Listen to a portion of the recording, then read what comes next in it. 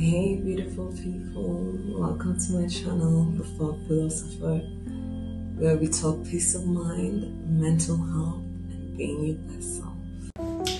Hi my beautiful people, welcome to another episode with me, Marcia Nyango, also known as The Thought Philosopher. And today we'll be talking about happiness is a skill.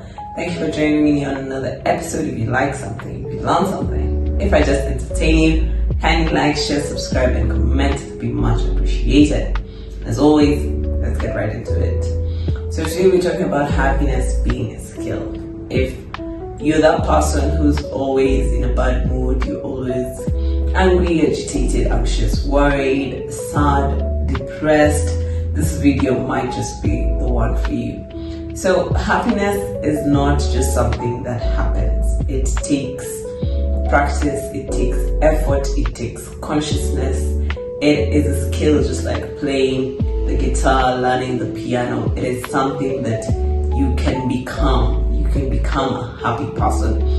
It is not always something that is inborn or innate or that comes naturally. Yes, for some people, I do agree they're naturally happy, they're always in a good mood. It is something that just comes naturally to them, just like some other skills with different people. But if it's something that does not come naturally to you, then you can learn how to be happy. You can practice it on a daily basis, and just like any other skill, become highly skilled at being happy. And it is one of the things that I've always aspired to have, which is just the ability to be happy every day, anytime I want, to just switch on that happiness emotion and change my mood into a good one whenever I feel like. So first we'll just start with a brief description of what a skill is, which is just the ability to use one's knowledge effectively and readily in execution or performance. So basically that is our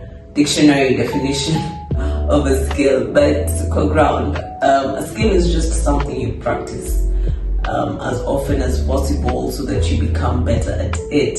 Therefore, in this case, we're practicing how to become better at being happy. I genuinely believe there are stages of happiness.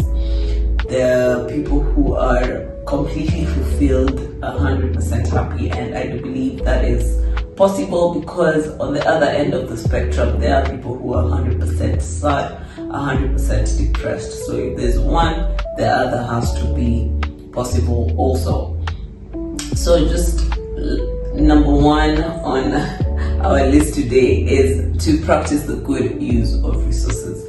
So the best way or the easiest way to be happy or to practice being happy is to actually practice the good use of our resources. So the good use of money, the good use of time, the good use of your environment, the good use of food, water, the good use of people, the good use of your own body.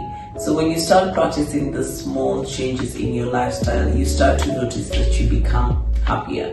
The exercising, the running, the doing something with your body, whatever it is, however small, really creates a big impact. The good use of your money, you save wisely, you start investing wisely, you start spending wisely, you start asking yourself, where's my money going? How am I using it? That awareness actually makes you more confident and eventually more happier. The good use of your environment, nature, not littering, making sure your space is clean as much as possible. All those things are not easy, by the way. They take actual effort. It takes hard work. It actually takes putting in that effort, but the result is definitely worth it. You start noticing that you're lighter, you feel happier when your space is cleaner, you feel happier when you're eating well, when you're eating clean, if I can say that. And these are all subjective. They're different for different people. So find what works for you. Find which kind of bodily exercise works for you. Find which kind of saving, investments, spending wisely, what that means to you. That's why happiness is subjective. What makes someone else happy might not make you happy. So you need to genuinely find what makes you happy, and that means you sleep peacefully at night. You're happy even when you're alone. You're happy in silence. That is when you know you're truly happy. And this comes from actively taking care and using your resources well during your active time. So when you have the energy to put in the work and you're going about your day-to-day activities, that is the time to build your happiness, so that when it's time to just relax and let loose, you are genuinely happy. So number one is just a good use of your resources, and that is a day-to-day practice. It means reading more and researching more on what you believe you're not using well. That is, if you feel like your financial state is not at its best, that is the time to research. If you feel that your body state is not at its best, that is the time to research. So this is more of external situations. So the good use of your external resources leads to happiness. The second one is actively change your thoughts and speech. So practice actively thinking, actively speaking, consciously speaking and thinking. What are you saying? Like, what are you saying? What did you just think in the last 2 minutes? What did you just say to yourself? What did you say to someone else?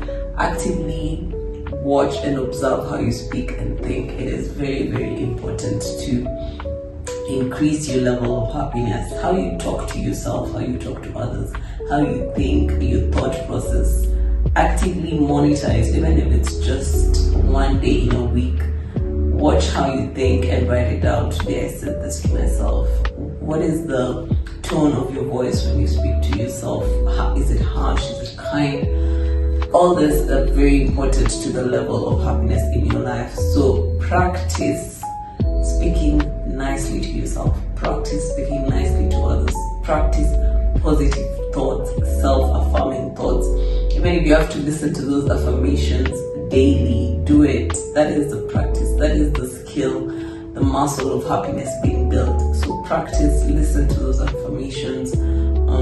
Practice talking to yourself nicely in front of a mirror. Tell yourself you're beautiful, you're amazing, you got this, things will work out, things are happening, good things are following you, people treat you well, strangers treat you well. Practice these things. They don't come naturally. Sometimes when you see someone is happy, they're fulfilled, they're satisfied, they've practiced. Some people don't just wake up, they just don't wake up in the state.